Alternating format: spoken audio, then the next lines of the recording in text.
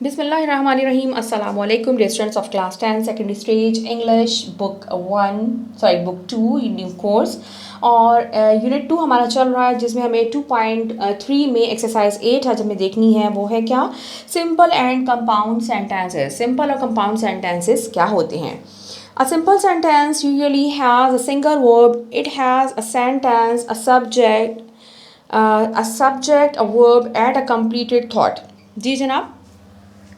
तो वो सेंटेंस जिसमें हमारे पास एक सिंगल जो है वो वर्ब नाउन होता है और सिंगल ही वर्ब होता है और वो हमें एक मुकम्मल सेंस दे रहा होता है, उसे हम कहते हैं सेंटेंस या सिंपल सेंटेंस।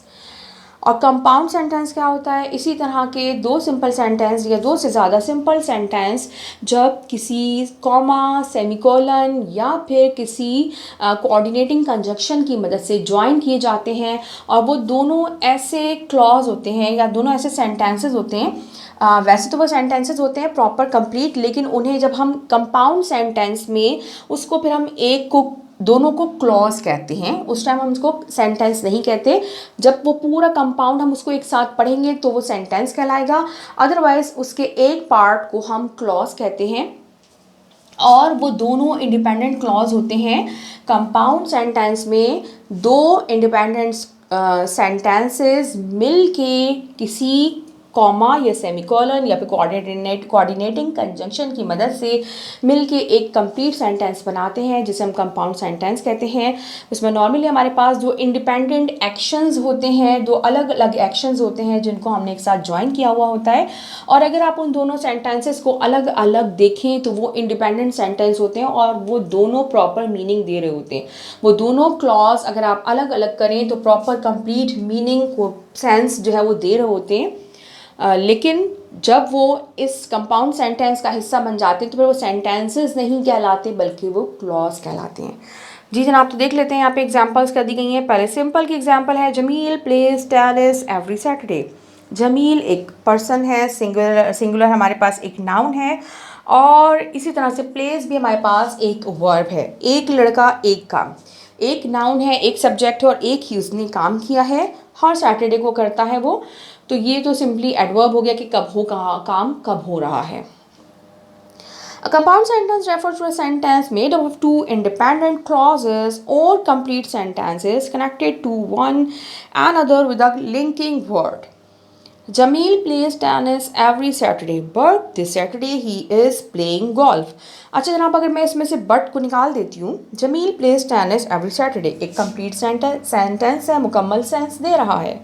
इसी तरह से अगर हम इसको दिस को यहाँ से अपने सेंटेंस स्टार्ट करते हैं, this Saturday he is playing golf, इस हफ्ते वो गोल्फ खेल रहा है। अब अगर आप यहाँ पे आपको ये भी समझ में नहीं आ रहा कि बात जमील की हो रही है, जब भी सेंटेंस हमें क्लियरली समझ में आ रहा है, एक मुकम्मल सेंटेंस है जिसमें एक प्रॉपर सब्जेक्ट और प्रॉपर वर्ब मौजूद है जो हमें बता रहा है किसी लड़के के बारे में कि वो लड़का इस हफ्ते को गोल्फ खेल रहा है। इट डजेंट मैटर कि वो नॉर्मली क्या कर रहा होता है या वो लड़का कौन है, लेकिन बात मुकम्मल समझ में आ रही है कि एक लड़के की बात की जा रही है जो कि इस सैटरडे को गोल्फ खेल रहा है।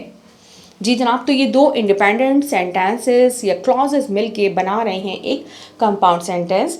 अब ये किस तरह बन रहा है कि जमील वैसे तो हर हफ्ते जो है वो टेनिस खेलता है, लेकिन इस हफ्ते वो गोल्फ खेल रहा है। अच्छा जनाब, तो लिंकिंग वर्ड्स में आप आसानी से जो याद रख सकते हैं, fan boys, FANBOYS, fan boys, यानी ये कौन कौन से वर्ड होते हैं? F for, A for N for nor, B for bird, O for or, Y for yet and S for so. अब ये कहाँ कहाँ यूज़ होते हैं? फॉर सिंपली रीजनिंग के लिए, एंड एडिशन के लिए यानी ये और ये बात, नॉर नेगेटिव कंपैरिजन के लिए यूज़ होता है, बट कंडीशन के लिए यूज़ होता है, और भी नेगेटिव कंपैरिजन के लिए और जो है वो पॉजिटिव कंपैरिजन के लिए यूज़ होता है, ये या फिर ये, यानी डिफरेंट चॉइसेस। येट जो है वो भी कंडीशनिंग, बावजूद इसके कि ऐसा था लेकिन ये इसके बावजूद ऐसा हो रहा है, सो भी रीजनिंग के लिए यूज़ किया जाता है। लेकिन सिर्फ यही नहीं है, इसके अलावा भी वर्ड्स होती हैं, जैसा कि यहाँ पे एग्जांपल दी गई है, because, as, while, when, until, इस तरह के वर्ड्स भी हमारे पास लिंकिंग वर्ड्स के तौर पे यूज़ किए जाते हैं। अब एक्सरसाइज में हमें करना क्या है, हमें सिंपली सी या एस लिखना है। इन सेंटेंस को पढ़ के हमें उसके आगे लिखना है कि ये अगर सिंपल है तो एस और कंपाउंड है तो हमने उसके आगे सी लिखना है। You have been sleeping since morning, आप सुबह से सो रहे हैं। ये है एक सिंपल सेंटेंस क्योंकि इसमें एक ही हमारे पास जो है वो सब्जेक्ट है और एक ही वर्ब है, आप सो रहे हैं। आप सोने का काम सुबह से कर रहे हैं, अब कब से कर रहे हैं, क्या कर रहे हैं, वो अलग डिटेल है, लेकिन ये सेंटेंस हर हाल सिंपल है क्योंकि एक सब्जेक्ट और एक ही इसमें वर्ब है। तो इसके आगे हमने लिखना है S. I don't know the answer, मैं जवाब नहीं जानती। ये भी सिंपल सेंटेंस है क्योंकि एक ही हमारे पास सब्जेक्ट है और एक ही हमारे पास वर्ब है। I want to lose weight yet I eat chocolates daily।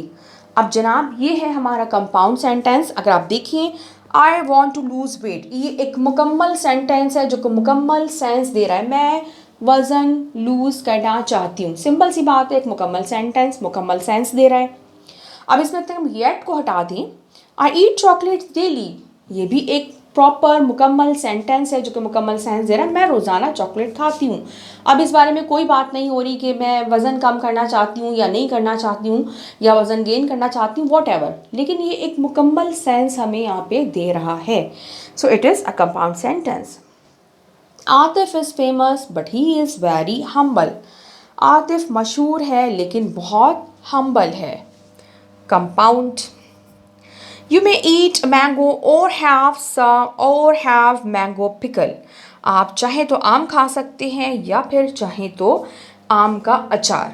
जी जनाब, तो ये भी कंपाउंड सेंटेंस है। हमारे पास यहाँ पे सब्जेक्ट तो रिपीट नहीं हो रहा, लेकिन हैव मैंगो पिकल, हैव जाहिर है कि वर्ब है दोबारा, और मैंगो पिकल को रहने दीजिए। हैव और ईट, हैव भी हम खाने के लिए ही यूज़ करते हैं, like I have my breakfast, मैं breakfast, I have breakfast at 10 o'clock, मैं सुबह 10 बजे ब्रेकफास्ट लेती हूँ या करती हूँ। जी जनाब, तो ये दो अलग अलग वर्ब हमारे पास आ रहे हैं। You may eat a mango और हैव मैंगो पिकल, आप चाहे तो आम खा सकते हैं या फिर आम का अचार खा सकते हैं। दो चॉइसेस यहाँ पे हमारे पास आ गई हैं, तो ये भी कंपाउंड सेंटेंस है। He is totally dependent on his parents, वो मुकम्मल तौर पे अपने वालिदैन पे डिपेंड करता है।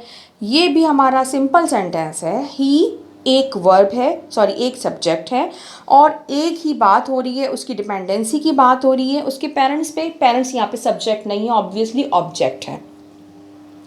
तो ये हमारा सिंपल सेंटेंस है, वो अपने वालिदैन पे मुकम्मल तौर पे इन्हिसार करता है।